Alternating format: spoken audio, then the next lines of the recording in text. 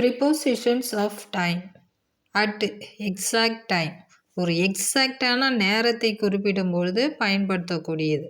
At once, at first, at last, at length, at work, at 4 p.m., at 10:15 a.m., at the beginning, at the end, at Christmas, at Easter, at the same time, at that moment, at present, at any time, at first, at last, at once, immediately, at 5 o'clock, at noon, at midnight.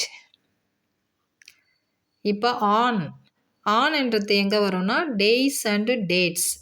On exam day, on my wedding day, on the due date, on the deadline, on the holiday, on the weekend, on school days, on week days, on rainy days, on busy days, on your day off, on that special day, on Sunday, on New Year's Day, on my birthday, on your birthday, on 1st January, on 25th December, on a holiday, on a weekend, on a sunny day.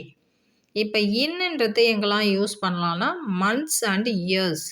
In February, in March, in April, in May, in June, in July, in August, in September, in October, in November, in December, in 1990, in 2010, in the 18th century, in the 21st century, in the long run, in the beginning, in the end, in the next few days, in a week, in an hour.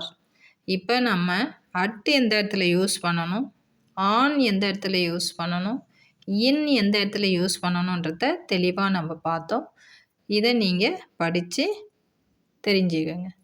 Thank you friends. இதுபோல் நல்ல புதிய விஷயங்களை நீங்கள் தெரிஞ்சுக்கணும், நிறைய English கற்றுக்கணுன்னா என்னுடைய CJ English என்ற சேனலை லைக் பண்ணுங்கள், ஷேர் பண்ணுங்கள், சப்ஸ்கிரைப் பண்ணுங்கள், எனக்கு சப்போர்ட் பண்ணுங்கள். Thank you friends.